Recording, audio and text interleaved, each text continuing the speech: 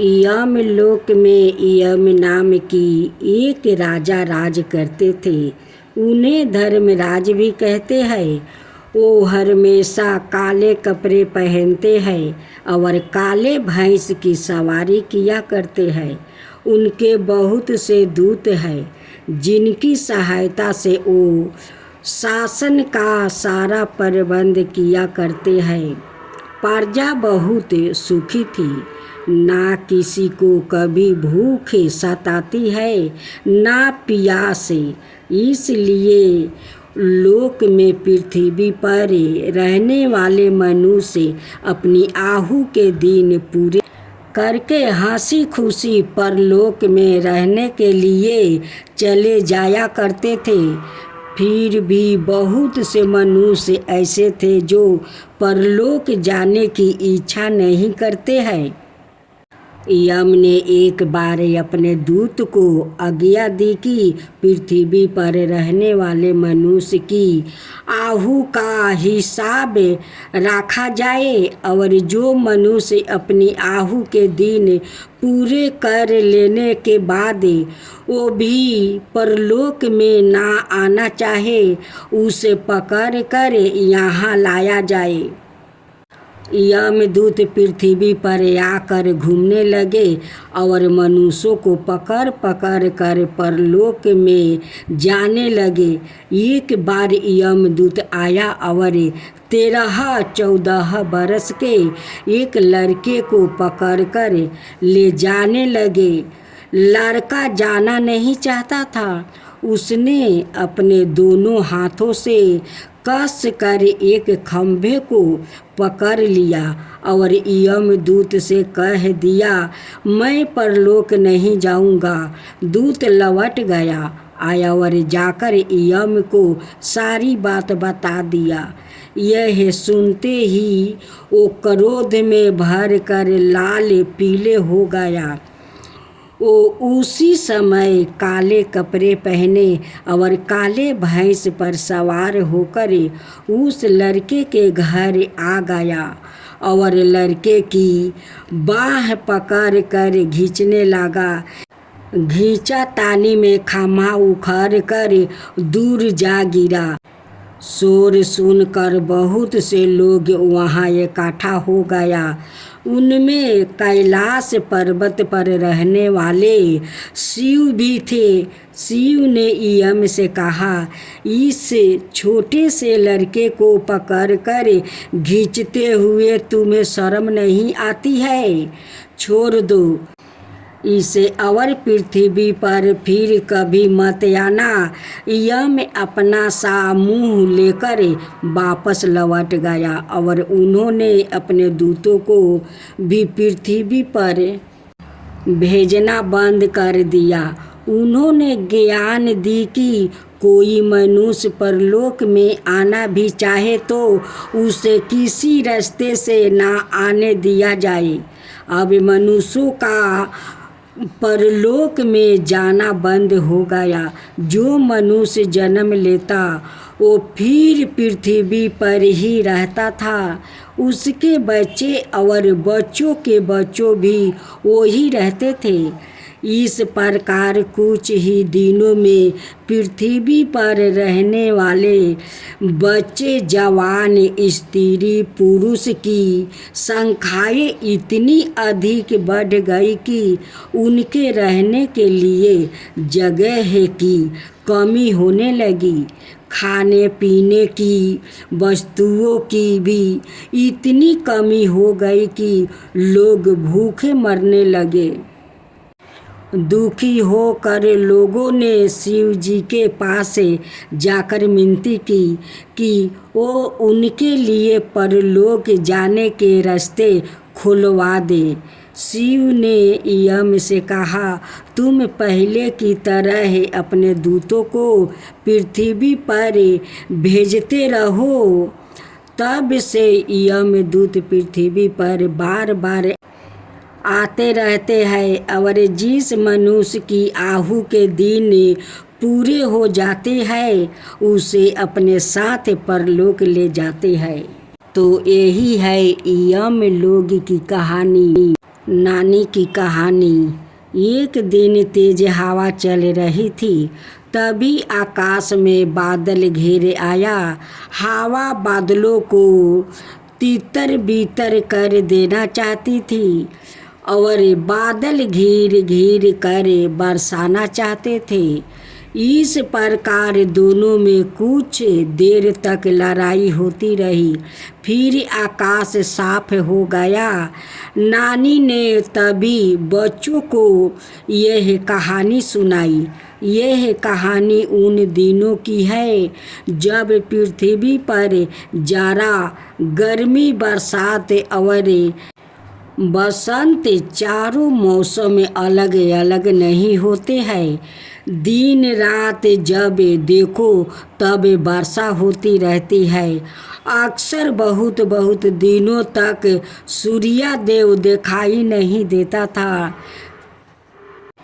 हिमालय पर्वत पर किसी गांव में दीति नाम की एक स्त्री रहती है। वो बड़ी रूपवती, सुशील और धार्मिक थी। मेघों के देवता इंद्र ने उसे देख लिया और उस पर मोहित हो गया। वो उसे अपने साथ स्वर्ग ले जाना चाहता था। दीति उसके साथ वहाँ जाने को तैयार नहीं हुई। इससे चिढ़कर इंद्र ने उसे दुष्चरित्र कहकर बदनाम करना शुरू कर दिया। दीति को यह बात बहुत बुरी लगी। वो इंद्र से बदला लेने का उपाय सोचने लगी। तभी उसकी भेंट कश्यप नाम के एक ऋषि से हुआ। उन्होंने दीति से कहा, किसी से बदला लेने के लिए अपने को शक्तिशाली बनाना चाहिए। तुम तप करो, तुम्हें शक्ति प्राप्ति होगी। इंद्र को ना जाने कैसे इस बात का पता चल गया। वो दीति के घर आया। उसने क्रोध में भर कर विद्युत नाम का खड़ग से उसके शरीर के 7 टुकड़े कर दिया। तब भी उसका क्रोध शांत नहीं हुआ। उसने उन 7 टुकड़ों में से भी हर एक 7 टुकड़े कर दिया और फिर उन सब टुकड़ों को दीति के घर के आसपास बिखर कर स्वर्ग लौट गया। वो अब निश्चिंत हो गया था कि दीति उसका कुछ भी नहीं बिगाड़ सकती है। उसी समय शिव पार्वती उस गांव में से घूमते हुए निकले। पार्वती को उन टुकड़ों पर नजर पड़ी। उसे उठाती हुई मांस की गंध आई। वो उन्हें बिखरा हुआ देखकर शिव जी से कहने लगी, यह तो किसी स्त्री के शरीर के टुकड़े मालूम होते हैं। तुम इन्हें जोड़कर इनमें जान डाल दो। शिव जी बोले, यह तो मैं नहीं कर सकता, पर इतना जानता हूँ कि इन हर एक टुकड़ों में से एक वीर साहसी योद्धा उत्पन्न होगा और अपनी माँ की हत्या करने वाले से बदला लेगा। इसके बाद बरस पर बरस बीतते चला गया। गांव की आबादी पहले से बहुत अधिक बढ़ गई थी।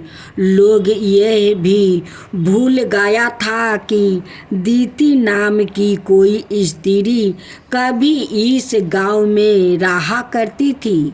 गांवों के लोगों लगभग 15 बरस की आयु के बहुत से लड़कों को गांव में पराए एक साथ घूमते हुए देखा करते थे। उनके माता पिता के विषय में किसी को कुछ भी मालूम नहीं था। वो सब बड़े चंचल और नटखट लड़के थे। उनमें से एक जारा भी होता, उनके बाकी 48 साथी भी वही कहीं खेल रहे होते थे। इसलिए उन्होंने इनके नाम अलग अलग रखने के बजाय एक ही नाम मारुत रख दिया था। कुछ लोग उन्हें 49 पवन भी कहते थे। उन सबका बादलों से जन्मजात बैर था। वो आकाश में जहाँ भी बादलों को देखते उछलते हुए वही पहुँच जाते हैं और धाम चकोरी मचाने लगते हैं। कभी कभी बादल दल बल सहित आते हैं और मारुत से झगड़ने लगते हैं। मारुत धम में धाका मार कर उन्हें तीर बीर कर देते हैं। कभी वो उन्हें ढकेलते हुए इतनी दूर तक खदेड़ आते हैं कि वो फिर लौट कर आने का साहस ना कर पाते। और कभी मारुत को देखते ही बादलों के दल में ऐसी भाग दौड़ मच जाती है कि वो गिरते पड़ते भागते ही दिखाई देते हैं। पृथ्वी पर लगातार वर्षा करते रहना और बादलों के देवता इंद्र के अधिकार में नहीं रह गया था। मारुत ही जब जितनी चाहे उतनी वर्षा करवा लेते हैं और वो ना चाहे तो कहीं एक बूंद भी वर्षा नहीं हो सकती थी। किसी समय दक्ष प्रजापति नाम का एक बड़े प्रतापी राजा राज करते थे। वो अपनी देवती सती को बहुत प्यार करते थे। वो बचपन से उन्हीं के पास रहती थी। जब वो 12-13 बरस की थी तो एक बार दक्ष ने अपने घर पर यज्ञ किया। उसमें उन्होंने मनुष्यों के साथ साथ देवताओं को भी आमंत्रित किया। मनुष्यों और देवताओं में तब इतना भेदभाव नहीं था। देवता भी वयोवृद्ध मनुष्यों को प्रणाम करते हैं और उनके पैर छूते हैं। शिव जी भी उस जग में आया। वो आहू में दक्ष से छोटे थे, पर देवता होने के नाते अपने को मनुष्यों से बड़ा समझते हैं। उन्होंने दक्ष को ना प्रणाम किया और ना ही उनके पैर छुआ। दक्ष ने इसकी शिकायत दूसरे देवताओं से की। देवताओं ने शिव से कहा तो शिव ने निडर होकर कह दिया, देवता तो मनुष्यों से बड़े होते हैं। कोई बड़ा यदि किसी छोटे के पैर छुए तो अहित छोटा का ही होता है। मैं दक्ष का कोई अहित नहीं चाहता। दक्ष ने सोचा, तर्क करने से बात बढ़ेगी और जग में बाधा पड़ेगी, इसलिए वो चुप रहे। ना जाने क्यों सती को शिव का यह स्वाभिमान बहुत अच्छा लगा। वो मन ही मन उन्हें प्यार करने लगी। सती जब बड़ी हो गई तो दक्ष ने उसके विवाह के लिए स्वयंवर रचा। उन्होंने सारे विवाहों योग्य मनुष्यों और देवताओं को उसमें आमंत्रित किया, पर शिव को नहीं बुलाया। स्वयंवर के लिए एक बहुत बड़ा मंडप बनवाया गया था। उसमें एक मंच पर दक्ष और उनके साथी ब्यायो वृद्ध मनुष्य और देवता बैठे थे और उनके सामने दोनों और पंचकीतों में 9 बाहु के देवता और मनुष्य सती अपने दोनों हाथों में वरमाला थामे हुए मंडप में आई। वो सबको देखती हुई धीरे धीरे चलकर मंडप के बीच आकर खड़ी हो गई। उसकी आंखें किसी को खोजती हुई सी मालूम होती है। सब उत्साह के होकर देख रहे थे कि वो किसके गले में वरमाला डालती है।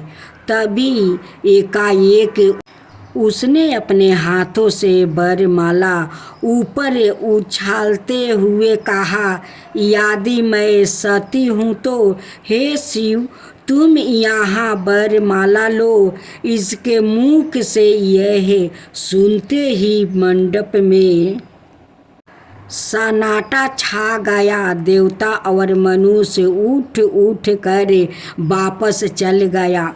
दक्ष ने नाराज होकर सती को 7 तालों में बंद कर दिया। शिव को जब यह गाता हुआ तो वो भभूत रामाए, जाटा-जूट खोले, सर्प को गर्दन में लपेटे अपने गणों के साथ दक्ष के घर पर आ धमके। उन्होंने सती को अपनी पत्नी बताते हुए दक्ष को युद्ध के लिए ललकारा। तब सती का माँ मिनीता ने दक्ष से कहा, आप व्यर्थ ना हड करे। सती यानी और समझदार है, वो शिव के साथ जाना ही चाहती है तो आप उसे जाने दे। दक्ष ने भी सोचा कि इस बात पर देवताओं और मनुष्यों में भयंकर युद्ध छिड़ जाएगा, लाखों जान जाएगी। उन्होंने मन से ना चाहते हुए भी प्रथा के अनुसार सती का विवाह शिव से करवा दिया और वो शिव के साथ जाकर कैलाश पर्वत पर रहने लगी। कुछ दिनों के बाद सती ने किसी से सुना कि दक्ष अपने घर पर कोई महायज्ञ करने वाले हैं और सारे देवता उसमें बुलाया गया है। वो मन में इस बात से दुखी थी कि उसे और शिव को उसमें नहीं बुलाया गया है। फिर भी उसने शिव से कहा, हमें उस जग में चलना चाहिए। शिव बोले, मैं तो बिना बुलाए भगवान के घर भी जाने वाला नहीं हूँ। सती ने कहा, वो मेरे नाना का घर है, मेरा बचपन वही बीता है और फिर हम तो अधिकार पूर्वक भी वहाँ जा सकते हैं। मैं तो अवश्य जाऊँगी। शिव बोले, पति का जहाँ आदर ना हो वहाँ जाना पत्नी का धर्म नहीं है। तुम मेरी आज्ञा के बिना वहाँ नहीं जा सकती हो। सती ने कहा, अपना धर्म मैं खूब समझती हूँ, परिधीनता नारी का धर्म नहीं है। यह कहते कहते सती का चेहरा क्रोध से तमतमाने लगा।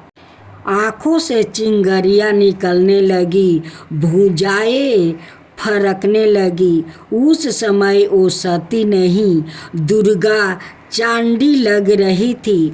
उसने बिजली की तरह करक कर कहा, तुम कौन होते हो मुझे रोकने वाला? मैंने अपनी इच्छा से तुमसे विवाह किया था। मैं तुम्हारे देवता होने के रोब में आने वाला नहीं हूँ। सती उसी वेशभूषा में वहाँ से उठ कर चल दिया। जब वो दक्ष के घर पहुँची तो पुराने नौकर चाकरों ने पहचान कर उसका 12 सत्कार किया, पर दक्ष ने 2 मीठे शब्दों भी मुख से नहीं बोले। इससे उसके स्वाभिमान को गहरी चोट लगी। उसने दक्ष से कहा, पूर्वजों होने के नाते मेरे शरीर पर ही तो तुम्हारा अधिकार है। यह लो अपना दिया हुआ शरीर, इसका जो चाहे करो। दक्ष ने कहा, तू अपना मन तो कैलाश पर्वत पर छोड़ आई है, तेरे शरीर का मैं क्या करूं? सती उसी समय बेहोश होकर पृथ्वी पर गिर पड़ी और फिर कभी होश में नहीं आई।